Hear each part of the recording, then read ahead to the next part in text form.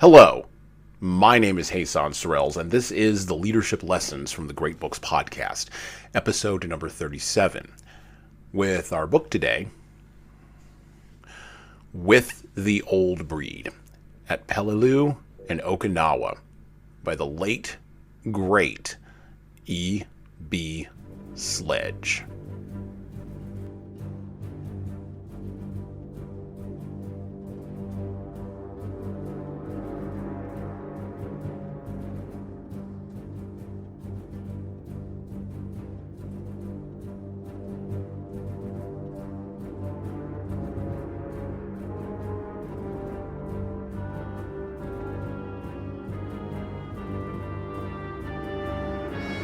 And I read directly from With the Old Breed by E.B. Sledge.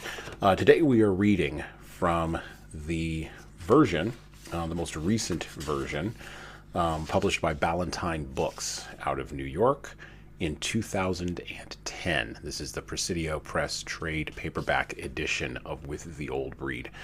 And we'll talk a lot about this book today and about its influence, but let me read directly from the preface by E.B. Sledge. This book is an account of my World War II experiences in training and in combat with Company K, 3D Battalion, 5th Marine Regiment, 1st Marine Division, during the Peleliu and Okinawa campaigns. It is not a history, and it is not my story alone. I have attempted, rather, to be a spokesman for my comrades who were swept with me into the abyss of war. I hope they will approve of my efforts.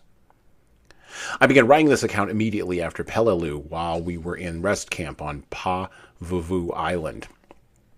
I outlined the entire story with detailed notes as soon as I returned to civilian life, and I have written down certain episodes during the years since then. Mentally, I have gone over and over the details of these events, but I haven't been able to draw them all together and write them down until now. I have done extensive research with published and unpublished histories and documents pertaining to my division's role in the Peleliu and Okinawa campaigns. I have been amazed at the vast difference in the perception of events recounted in these narratives as contrasted to my experience on the front line. My Pacific War experiences have haunted me, and it has been a burden to retain this story. But time heals, and the nightmares no longer wake me in a cold sweat with a pounding heart and racing pulse. Now I can write this story, painful though it is to do so. In writing it, I'm fulfilling an obligation I have long felt to my comrades in the 1st Marine Division, all of whom suffered so much for our country. None came out unscathed. Many gave their lives, many their health, and some their sanity. All who survived will long remember the horror they would rather forget. But they suffered, and they did their duty, so a sheltered homeland can enjoy the peace that was purchased at such a high cost. We owe those Marines a profound debt of gratitude.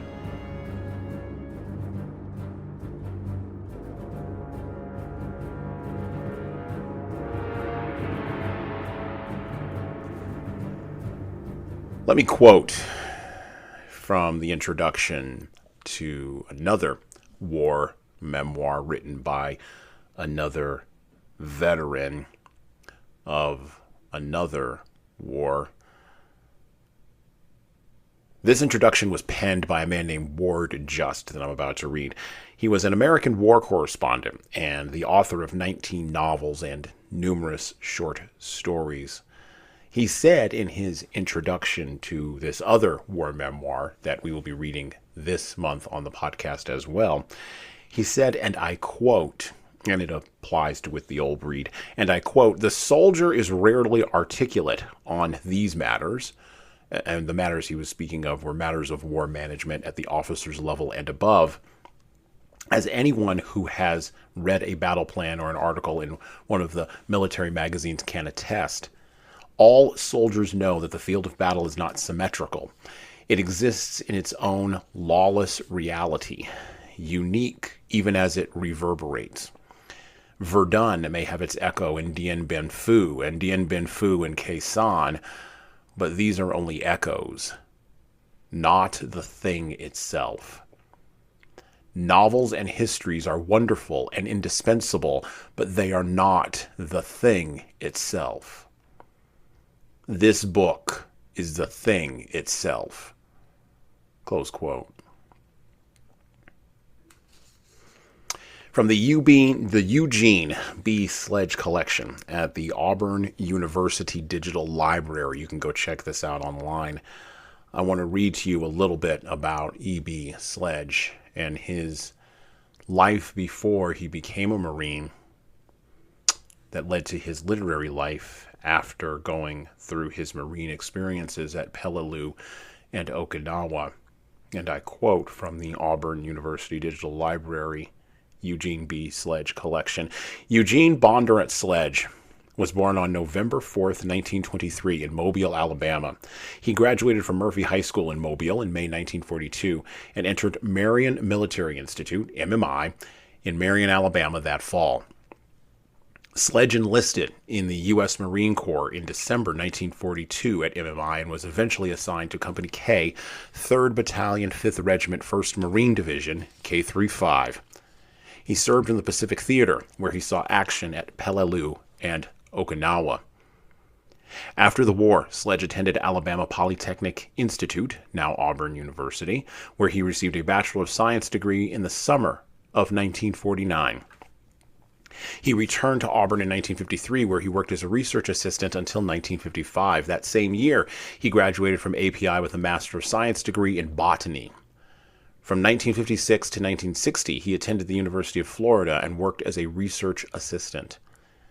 He received his doctorate in biology from the University of Florida in 1960. He was employed by the Division of Plant Industries for the Florida State Department of Agriculture from 1959 to 1962. In the summer of 1962, Dr. Sledge was appointed assistant professor of biology at Alabama College, now the University of Montevallo. In 1970, he became a professor in the Department of Biology at the University of Montevallo, a position he held until his retirement in 1990. In 1981, almost 40 years after the end of World War II, Dr. Sledge published an account of his experiences during the Second World War in a book entitled With the Old Breed at Peleliu and Okinawa. With the Old Breed is now widely recognized as a classic war memoir. And today on the podcast, we will be reading long selections from this classic war memoir that is rightly recognized as the thing itself.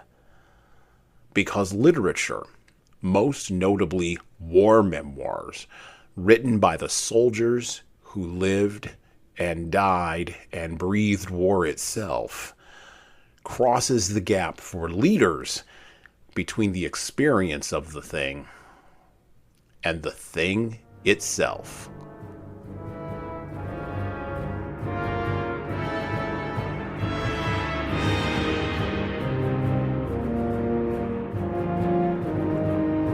Back to With the Old Breed by E.B. Sledge.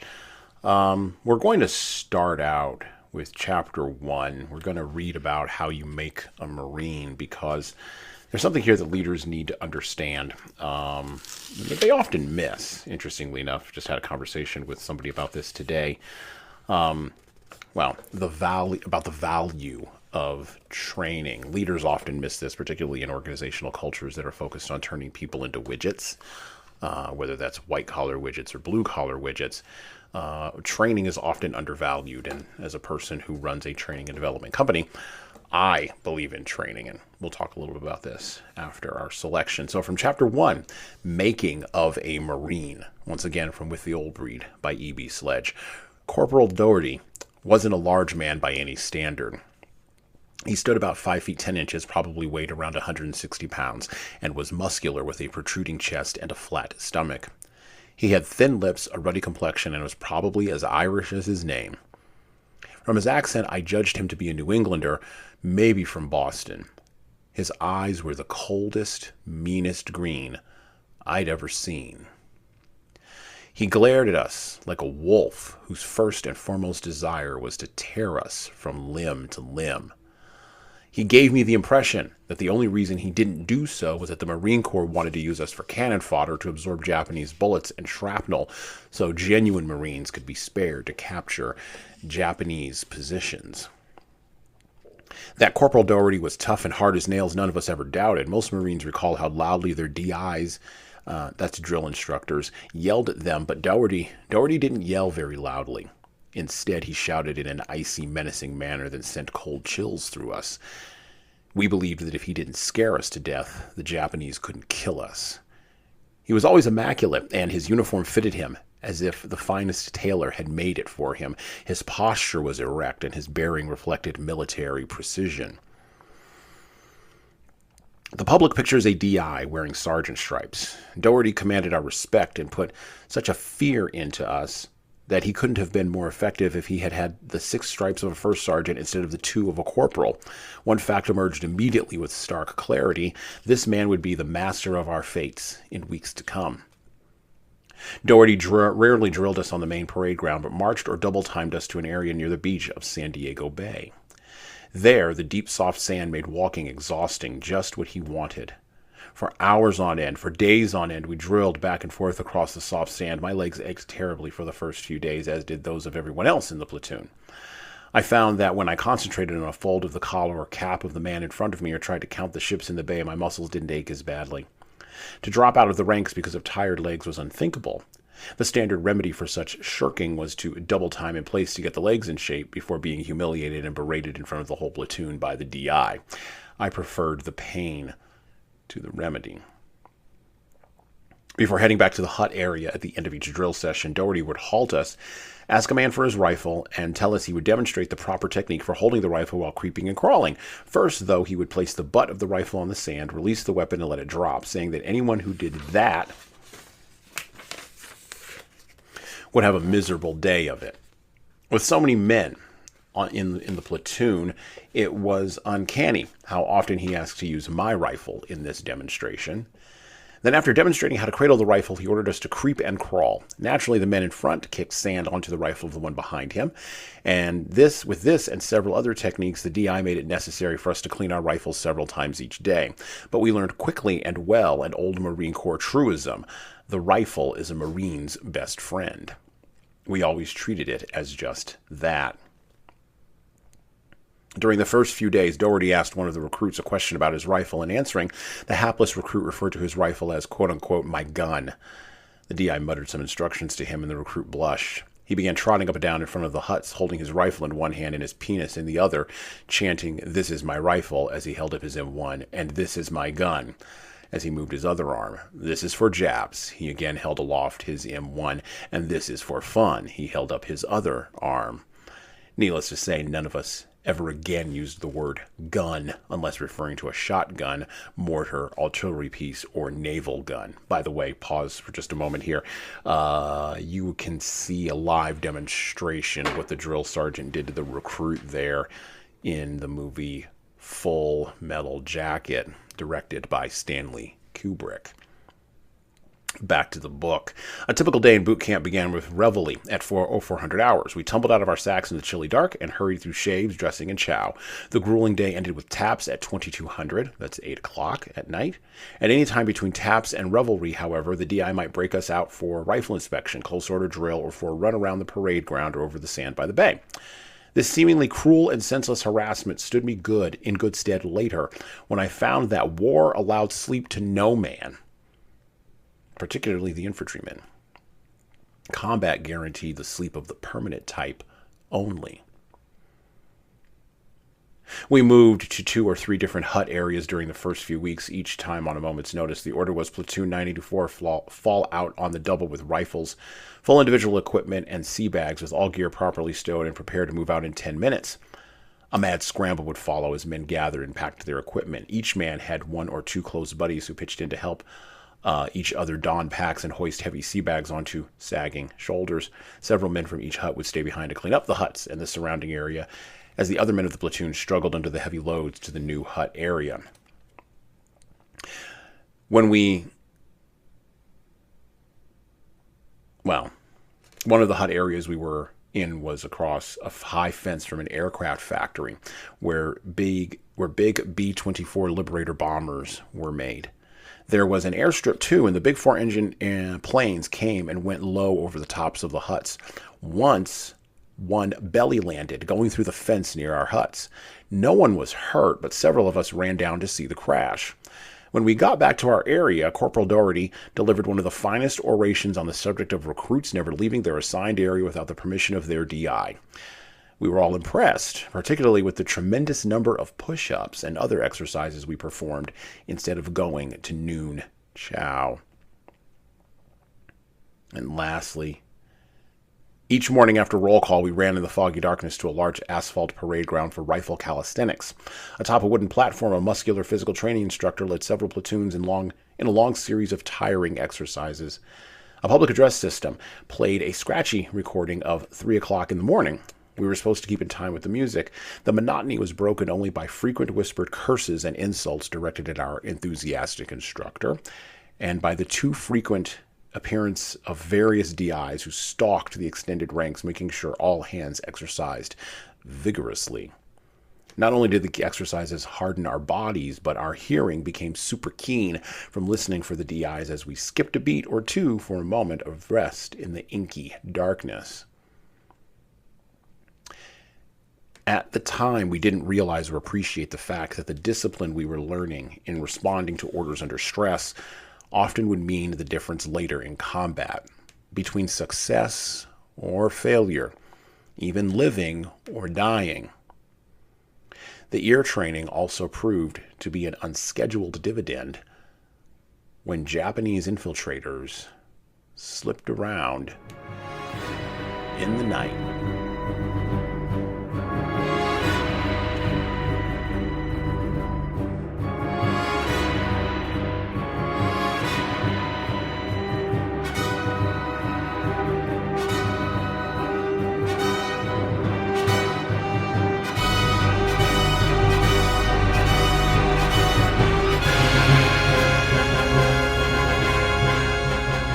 So in reading that section, those of us who have never served in a war might recoil, and that is just the beginning. Hard training has always been an aspect of the military experience. As a matter of fact, one of the things that I often tell folks being in training and development in that space, I tell folks often that the difference between the military and the civilian world is that you can't make people in the civilian world. You can't hire anybody and then ask them to do push-ups and sit-ups and get up at 4 o'clock in the morning for you unless you're paying them a lot of money. Training goes directly to creating motivation. It goes to hardening bodies and making ears alert. It also goes to preparing people for things that they are not ready for and that they may not understand. There is no substitute for training. And yet, in every organization, almost every organization, without fail, there is no step in the process of human learning and motivation that is more skimped on, skipped past, hurried through, or basically ignored than the training and education of adults on how to perform a task, not to competency or mastery. That comes through repetition and drill, something that the military does quite well, but to a baseline of ability.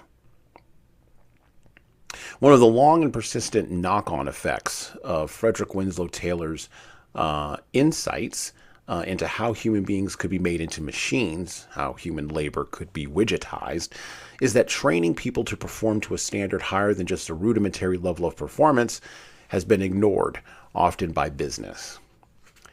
Taylor wasn't interested in training, at least not beyond merely the training that allowed you to, again, become a human widget.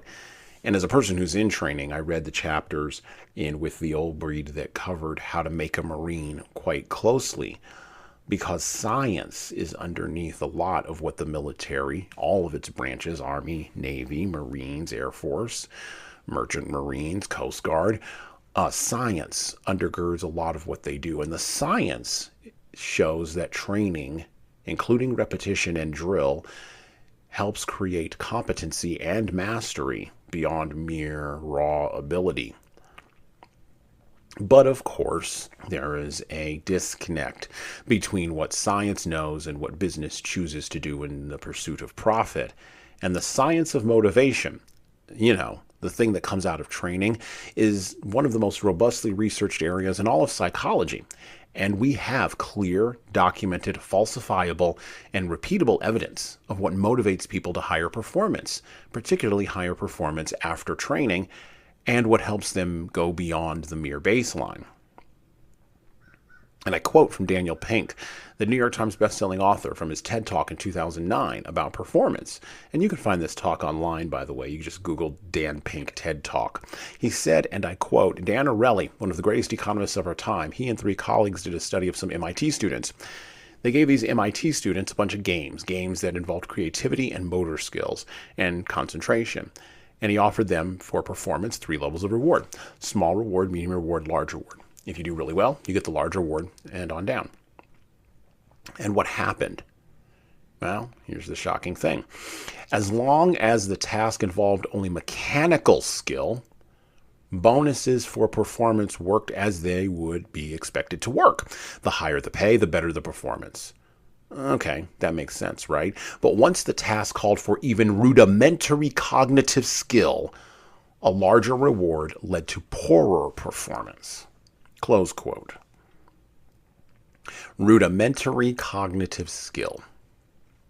Most of the work that we do today in our organizations and in our systems, in our processes and in our procedures, no longer involves people behaving in ways that are widgetized.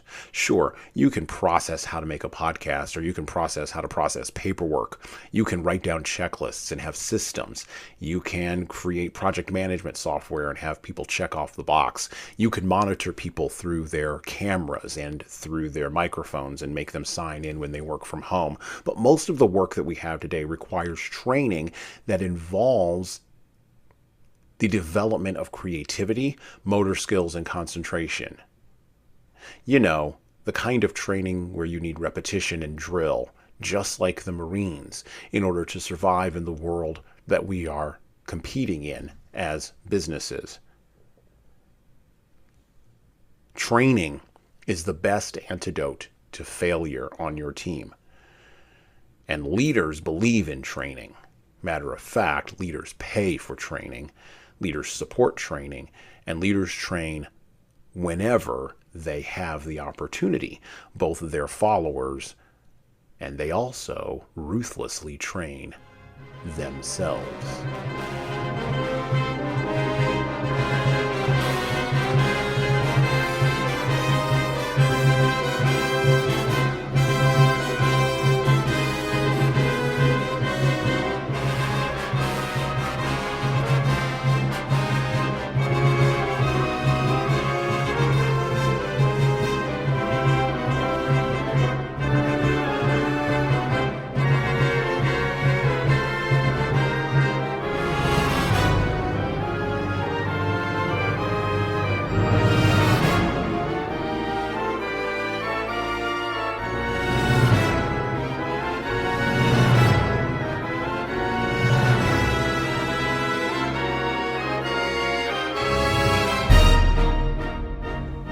Back to E.B. Sledge, back to With the Old Breed. Chapter 4, Assault into Hell.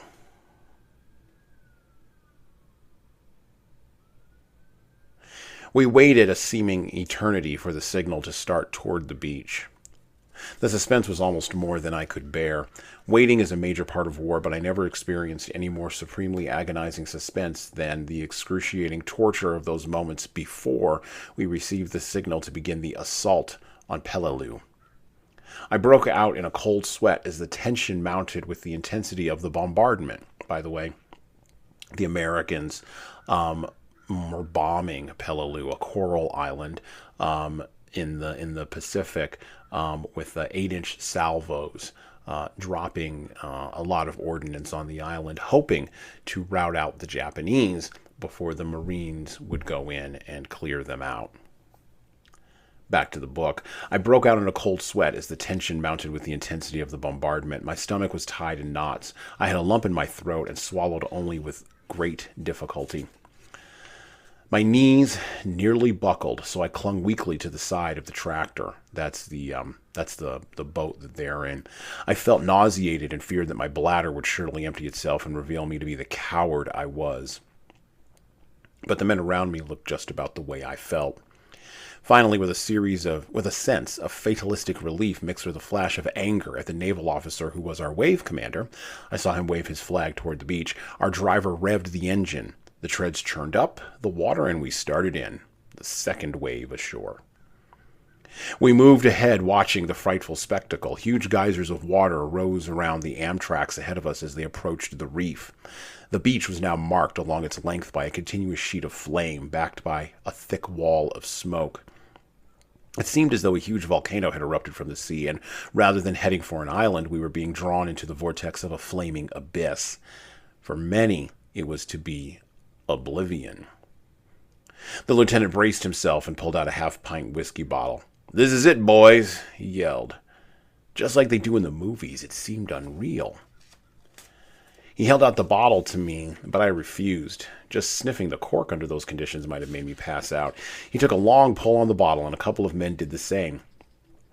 Suddenly, a large shell exploded with a terrific concussion, and a huge geyser rose up just to our right front. It barely missed us. The engine stalled. The front of the tractor lurched to the left and bumped hard against the rear of another Amtrak that was either stalled or hit. I never knew which. We sat stalled, floating in the water for some terrifying moments. We were sitting ducks for the enemy gunners. I looked forward through the hatch behind the driver. He was wrestling frantically with the control levers. Japanese shells were screaming into the area and exploding all around us. Sergeant Johnny Marmot leaned toward the driver and yelled something. Whatever it was, it seemed to calm the driver because he got the engine started. We moved forward again amid the geysers of exploding shells. Our bombardment began to lift off the beach and move inland. Our dive bombers also moved inland with their strafing and bombing. The Japanese increased the volume of their fire against the waves of Amtraks. Above the din, I could hear the ominous sound of shell fragments humming and growling through the air. "Stand by!" someone yelled. I picked up my mortar ammo bag and slung it over my left shoulder, buckled my helmet chin strap, adjusted my carbine sling over my right shoulder, and tried to keep my balance. My heart pounded. Our Amtrak came out of the water and moved a few yards up the gently sloping sand. "Hit the beach!" yelled an NCO moments before the machine lurched to a stop. The men piled over the sides as fast as they could. I followed Snafu, that's one of his buddies, climbed up and planted both feet firmly on the left side so as to leap as far away from it as possible. At that instant, a burst of machine gun fire with white-hot tracers snapped through the air at eye level, almost grazing my face. I pulled my head back like a turtle, lost my balance, and fell awkwardly forward down onto the sand in a tangle of ammo bag, pack, helmet, carbine, gas mask, cartridge belt, and flopping canteens. "Get off the beach! Get off the beach!" raced through my mind. Once I felt land under my feet, I wasn't as scared as I had been coming across the reef. My legs dug up the sand as I tried to rise. A firm hand gripped my shoulder. Oh God, I thought, it's a nip who's come out of a pillbox. I couldn't reach my K-bar, fortunately, because as I got my face out of the sand and looked up, there was the worried face of a Marine bending over me. He thought the machine gun burst had hit me, and he had crawled over to help. When he saw that I was unhurt, he spun me around and started crawling rapidly off the beach. I scuttled after him.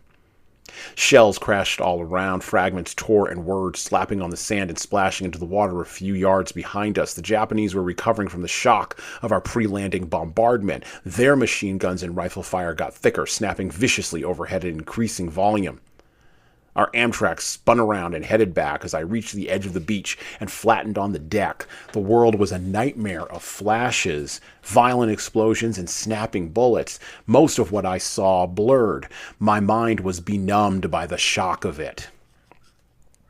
I glanced back along the beach and across the beach and saw a DUKW, rubber-tired amphibious truck, roll up on the sand at a point near where we had just landed. The instant the DUKW stopped, it was engulfed in thick, dirty black smoke as a shell scored a direct hit on it. Bits of debris flew into the air.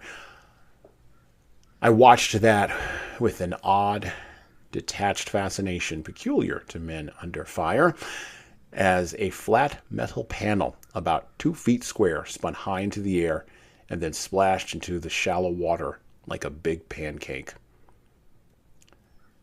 I didn't see any men get out of the DUKW.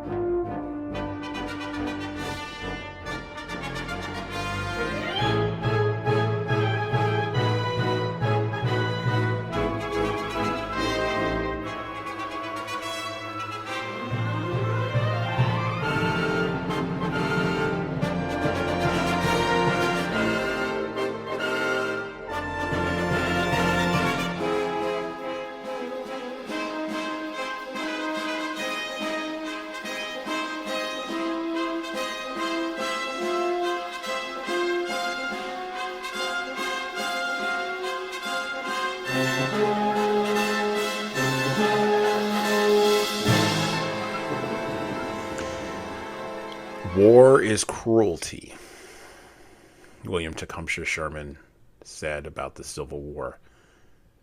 And then he followed up in a letter to John Bell Hood, and we'll read the memoirs of William Tecumseh Sherman and Ulysses S. Grant on the podcast this month. War is cruelty, General Sherman said in writing to General Bell Hood. You cannot refine it. It doesn't matter whether it's the seemingly bloodless war fought by drone in our time or the bloody wars of the near recent past. And by the way, if you go and research the Battle of Peleliu, there was a lot of controversy back in the day about whether or not Peleliu as an island, a coral island, really needed to be taken. And inside of, with the old breed, you get a sense of the size of the island. They have great maps that actually show where the Marines landed, how big their front line, how long their front lines were, where their regimental boundaries are, where there was a secondary counterattack, strong pressure, and a main counterattack. There was also a note in here that states, since the end of World War II, historians and military analysts have argued inconclusively about the necessity of the Peleliu Island campaign. Many believed after the battle, and still believe today, that the United States didn't need to fight it as a prerequisite to General MacArthur's return to the Philippines. Because of important events in Europe at the time and a lack of immediate apparent benefits from the seizure of Peleliu, the battle remains one of the lesser known or understood of the Pacific War. Nonetheless, for many, it ranks as the roughest fight the Marines had in World War II. Peleliu was also an important reminder of the Marines' war in the Pacific because of the changes in Japanese tactics encountered there. The Japanese abandoned their conventional all-out effort at defending the beach in favor of a complex defense based upon mutually supporting fortified positions in caves and pillboxes extending deeply into the interior of the island, particularly in the ridges of Umurgorgol. I can't really say that word, but Umurgorgol, butchered it again, mountain. Aided by the incredibly rough terrain, the new Japanese tactics proved so successful that the 1st Marine Division suffered more than twice as many casualties on Peleliu as the 2nd Marine Division had on Tarawa. Proportionately, United States casualties on Peleliu closely approximated those suffered later on Iwo Jima, where the Japanese again employed an intricate defense, in-depth conserved forces, and fought a battle of attrition. On an even greater scale, the skillful, tenacious defense of the southern portion of Okinawa used the same sophisticated, in-depth defensive system first tested by the Japanese on Peleliu. That's directly from With the Old Breed. The way the book is written, you have some parts that are in italics that basically give an explanation of what is going on in the main drag, the main force of the chapter. And so that was in chapter 3, on to Peleliu, that discussion. But it doesn't negate anything that Sherman pointed out. And Sherman was a direct communicator, and Sherman got it. War is cruelty. And we're about to see that with the killing and the dying on that island of Peleliu in a battle that may or may not have been consequential, where 3,400 Marines lost their lives. That's right, 3,400. More Marines lost than in the entire first swath of the Iraq War over the course of 8 years. 3,400 died in a day. What can leaders take from this, other than the numbers and the horror of war and the commitment to never fight a war again? Well,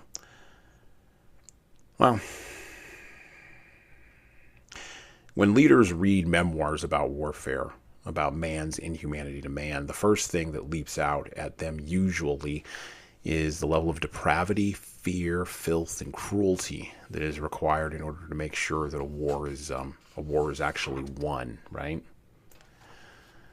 This causes a split, however. This causes a dichotomy in our modern mindsets, accustomed as we are to comfort, plenty of resources, and very little physical pain, although we do have quite a bit of mental health problems, and we do have quite a bit of anxiety and depression in our postmodern existential angst, what the comedian Mark Maron might call thinky pain.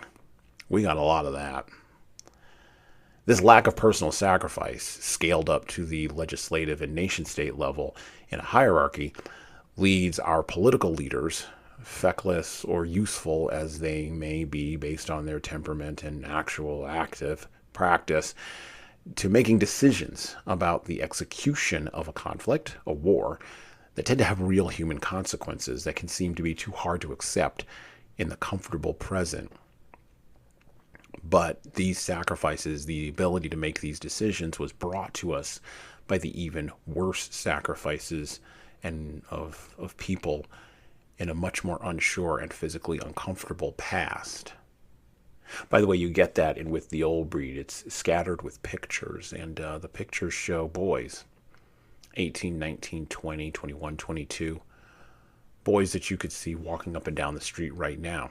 Skinny boys, but muscular, strong, but with something different behind the eyes than all the boys you may now see in videos on YouTube or on TikTok.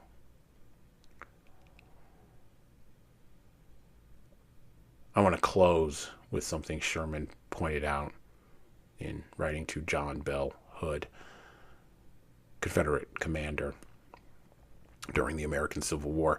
You cannot qualify war in harsher terms than I will. War is cruelty, and you cannot refine it. And those who brought war into our country deserve all the curses and maledictions a people can pour out. I know I had no hand in making this war, and I know I will not. I know I will make more sacrifices today than any of you to secure peace. But you cannot have peace and a division of our country. If the United States submits to a division now, it will not stop, but will go on until we reap the fate of Mexico, which is eternal war. The United States does and must assert its authority wherever it once had power, for if it relaxes one bit to pressure, it is gone, and I believe that such is the national feeling." Close quote. For leaders in non-warfare situations, take heed to the words of Sherman and the experiences of men like E.B. Sledge. Use caution in your language. Avoid the use of the language of cruelty, depravity, fear, and filth. Because, well, you have to understand and recognize, not necessarily that modern followers in these modern times are quote-unquote softer than folks were even in E.B. Sledge's day, but because you realize that language has power. Life and death exists in the power of the tongue. And that the reality you want to show up by your words had better be the reality that you can live with the consequences of in the material world. You want cruelty, depravity, fear, and filth? Then go ahead. Use the language of warfare to motivate your followers. But if you want growth and culture, if you want peace and prosperity, well, choose your language just like you would choose your weapon in a war, carefully.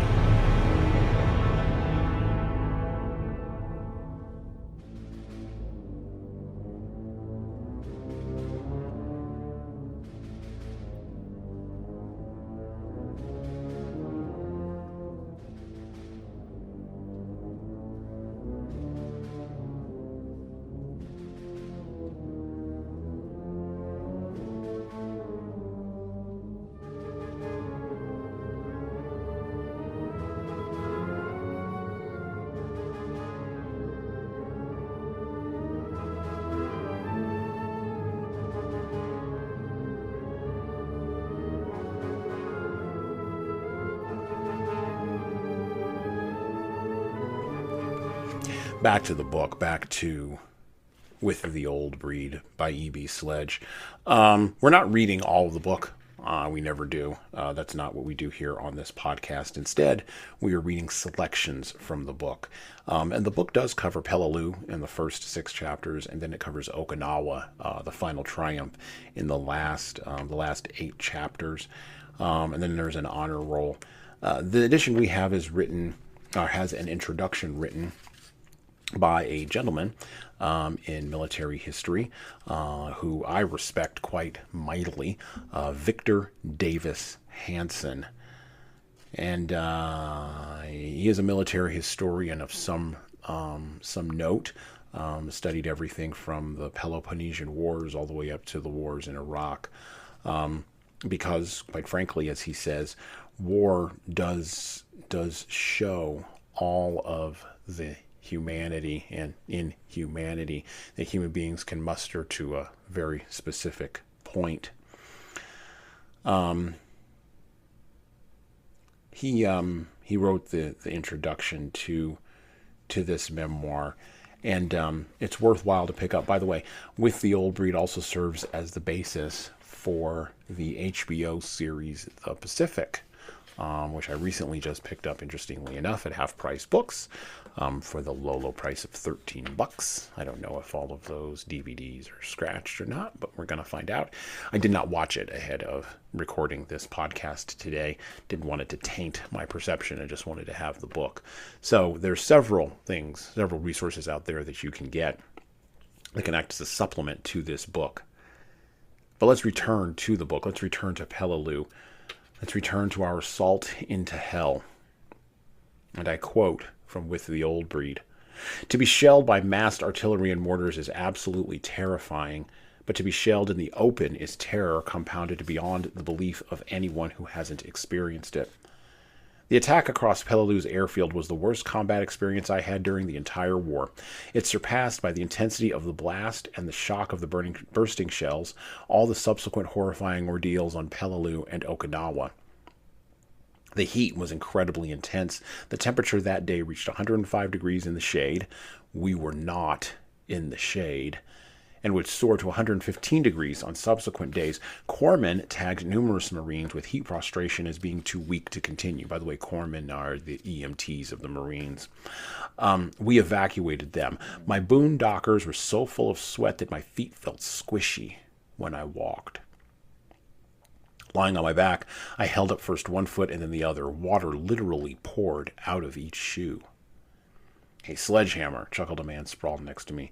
"You've been walking on water." "Maybe that's why he didn't get hit coming across that airfield," laughed another. I tried to grin and was glad the inevitable wisecracks had started up again. Because of the shape of the airfield, 3-5 was pinched out of line by 2-5 on our left and 3-7 on our right after our crossing. We swung eastward, and Company K tied with 3-7, which was attacking in the swampy areas on the east side of the airfield. As we picked up our gear, a veteran remarked to me with a jerk of his head toward the airfield where the shelling continued, "That was rough duty. Hate to have to do that every day." We moved through the swamps amid sniper fire and dug in for the night with our backs to the sea.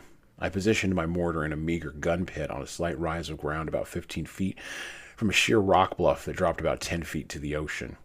The jungle growth was extremely thick, but we had a clear hole in the jungle canopy above the gun pit through which we could fire the mortar without having shells hit the foliage and explode. Most of the men in the company were out of sight through the thick mangroves. Still short of water, everyone was weakened by the heat and the exertions of the day. I had used my water as sparingly as possible and had to eat 12 salt tablets that day. We kept close count of these tablets. They caused retching if we took more than necessary. The enemy infiltration that followed was a nightmare. Illumination fired above the airfield the previous night, D-Day, had discouraged infiltration in my sector, but others had experienced plenty of the hellish sort of thing we now faced and would suffer every night for the remainder of our time on Peleliu. The Japanese were noted for their infiltration tactics. On Peleliu, they refined them and practiced them at a level of intensity not seen in the past. After we had dug in late that afternoon, we followed a procedure used nearly every night. Using directions from our observer, we registered in mortar by firing a couple of HE shells into a defilade or some similar avenue of approach in front of the company, not covered by our machine gun or rifle fire where the enemy might advance. We then set up alternate aiming stakes to mark other terrain features on which we could fire. Everyone lighted up a smoke, and the password for the night was whispered along the line, pass from foxhole to foxhole. The password would always contain the letter L, which the Japanese had difficulty pronouncing the way an American would. The Japanese soon began trying to infiltrate all over the company front and along the shore to our rear. We heard sporadic bursts of small arms fire and a bang of grenades.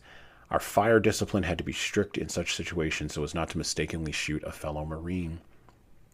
The loose accusation was often made during the war that Americans were quote-unquote trigger-happy at night and shot at anything that moved. This accusation was often correct when referring to rear area or inexperienced troops, but in the rifle companies, it was also accepted as gospel that anybody who moved out of his hole at night without first informing the men around him and who didn't reply immediately with the password upon being challenged could expect to get shot. Suddenly, movement in the dried vegetation toward the front of the gun pit got my attention. I turned cautiously around and waited, holding Snafu's cocked .45 automatic pistol at the ready. The rustling movements drew closer. My heart pounded. It was definitely not one of Peleliu's numerous land crabs that scuttled over the ground at night. Every night, someone was slowly crawling toward the gun pit, then silence. More noise, then silence. Rustling noises, then silence. A typical pattern.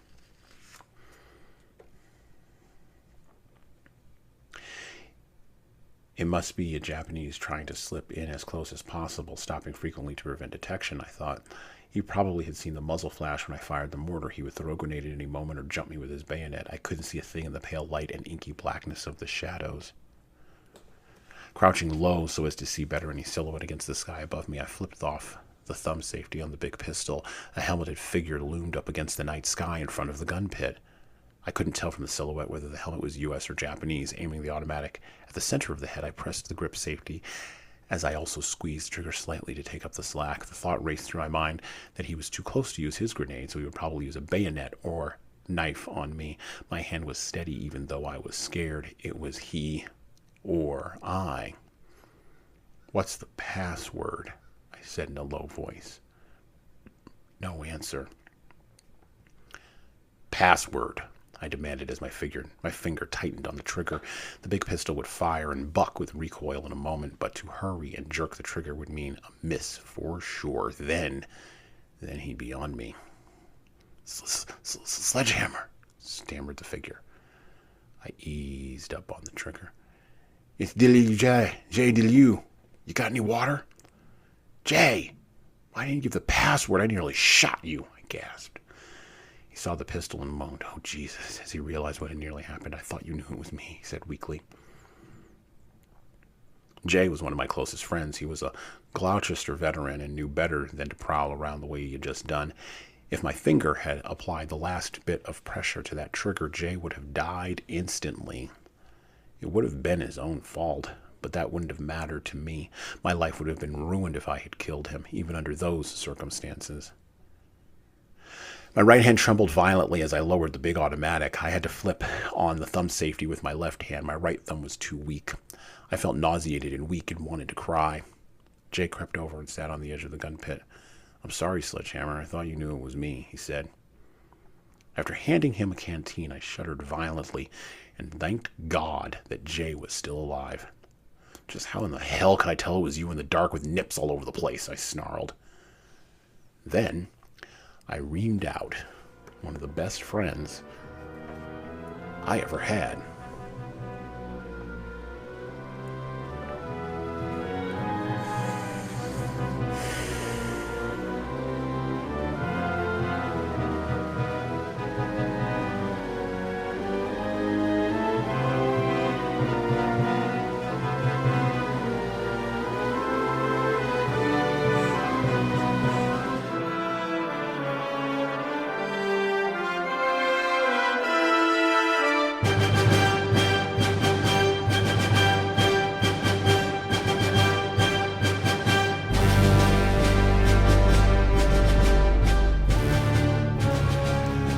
shooting your own man.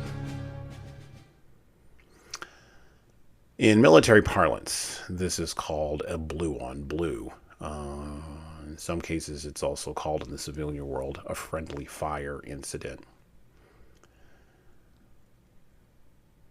Training, discipline, competence, maturity, all of these things, and yes, I did throw maturity in there, all of these things, all these factors, temperament even as well, go into not killing your own man. The big one there, though, is patience. Patience to wait and see. Patience to wait until the very last moment to take a step or make a decision. Patience to know which decision to make and to prioritize things almost immediately. In past times, we used to demand this sort of patience, this sort of set of skills from people at a much younger age than we demand of them now in our postmodern era. One of the things that leaders have to pay attention to is how do we cultivate those skills so that in the civilian world, we're not stepping on each other's toes when we're attempting to commit to a process, so that there is a level of accountability that is very, very high. And of course, so that we feel responsibility to other members of our team to not destroy themselves or their efforts. And yet, we did an episode about Julius Caesar a little while ago, and we were recently interviewed. I was recently interviewed on the Sense and Signal podcast and brought this up when I was talking with Dan and Joda. Dan brought up this idea that political assassination occurs in the workplace all the time. And yeah, political assassination, just like what is exemplified in Julius Caesar, occurs all the time. But even worse is assassination by your own people. A blue on blue. People replicating work, duplicating processes, not paying attention to what is happening, the left hand not knowing what the right hand is doing, chaos reigning all over the place. These are the types of things that leaders seek to avoid through training, through repetition, through drill, through understanding the nature of a thing, through allowing people the autonomy and the freedom to adapt in an environment that may seem chaotic in the moment, but can sometimes calm down to almost nothing. Now, we don't want to draw too much, right? Because warfare is warfare, and going to work is not warfare. Going to work is going to work. However, there are large lessons that we can draw from that. So, contextualize the war memoir. Contextualize warfare itself. If you've never been in a war, or you've never served on the front lines, and you've never worked with or spoken with or lived next door to or had someone in your family who has heard the whiz of a bullet past their ears or above their heads, you may not understand why we are talking about this month. But this month we are talking about warfare, and we are reading war memoirs. And so what are you to draw from that if you've never been in the experience, if you've never done the thing itself? Well, one of the biggest things that you can draw from warfare is the need to contextualize the answer. It doesn't really matter what the question is, by the way. It could be any question. How do we make these purchase orders this month? Or how do we go out and get new business? Or, how do we move around our human resources in the best possible way? You have to contextualize the answer to that question. And then use that context and be careful inside of that context with your language. Careful how you frame solutions to problems. Careful how you frame motivation for others. It's training, not only for yourself, but also for the people around you on your team. This is incredibly important. This will lead to creativity, autonomy, and magic moving forward. And it will lead to the elimination of the civilian or the workplace versions of blue on blues.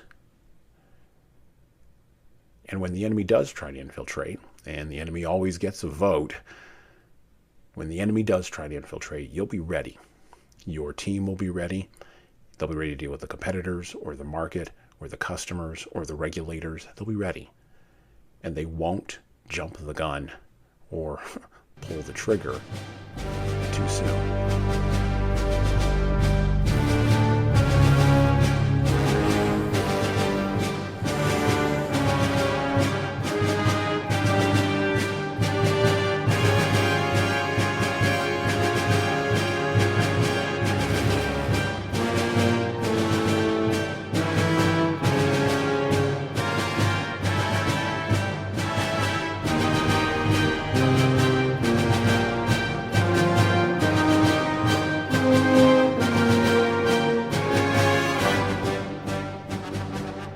So what are we to take from these 3 sections of With the Old Breed by E.B. Sledge? What are we to take from this book today on the podcast? How can we apply this to our real lives? How can we apply the experiences of a Marine in a battle that probably didn't need to be fought, in a war that definitely did need to be fought, on an island you've probably never heard of? What are the lessons we can take and apply in our world in 2022? A world geopolitically that, according to many smart people, seems poised on the cusp of nuclear warfare. A world where shortages and inflation are creating animosity and violence. A world where wars and rumors of wars are beginning up again after a long period of a seeming escape from history and peace. What can leaders take from this if they've never served in a war, and if they want to be judicious in their language and not use the language of warfare in order to motivate people, but instead want to pick other language? What can they learn from the peak pinnacle event in man's inhumanity to man that somehow we can't get rid of? Because it's cruelty, yes, but it's cruelty in the human heart. What are we to learn as leaders from With the Old Breed? What are we to take from this book? Well, I think the biggest lesson that we can take from today, other than maybe the language lesson, the biggest lesson we can take from the reading today is that literature, and war memoirs are literature. Literature crosses the gap between the experience of the thing and the thing itself. As Ward just wrote in the introduction to the other war memoir that we're going to read later on this month in the podcast and talk about, there is the thing, and then there's the experience of the thing, and then there's the actual thing itself. And genuine literature written by an individual who was in the thing, who actually understands how to navigate and articulate that experience, well, that's great literature. And that's literature worth reading. And that's better and more valuable to you than reading and trying to understand yet another business book. But at the same time, leaders have to contextualize that literature. They have to put it in its appropriate box, its appropriate spot in the hierarchy of information, of experience, and of emotional entanglement in their minds, not only for themselves, but also for their employees. So, for instance, do you want to take your employees to go do war game training if you're all just sitting around in an office moving code around? Maybe you do, maybe you don't. Either way, leaders believe in training, and that's the third point. Training is more than just a time suck. It is that, don't get me wrong. It does take away time from your production. Yes, the person who's sitting in the office or sitting in a cubicle or sitting in another place in a truck, who instead moves from that cubicle or from that office or from that truck to another place and learns something at the cost per head to you, yeah, that's somebody who's not producing something for sure. But the long-term return, the long-term ROI, we like to talk about that a lot in business, the long-term ROI on training is at least 2 to 5 times what you actually spend on it. Because guess what? What training does, if properly executed and properly implemented and properly followed up on, And we could talk about all those areas as well. What training does is it creates opportunities for repetition and drill and play and creativity that cannot happen inside of the box of, you got to get this piece of paperwork out the door, or we got to get this code out the door, or we got to get this product out the door. Training eliminates the hectic hassle of the we gotta, and allows people's minds and hearts to be placed in a different spot so they can learn different things. Obviously, I believe in the value of training. I've built a training and development company that's also a publishing company. But training also helps cross the gap in the same way that literature does. So training sometimes can be the experience of the thing, but sometimes it can also be the thing itself. Finally, leaders take the initiative, and that's what you note in with the old breed. The Marines made decisions.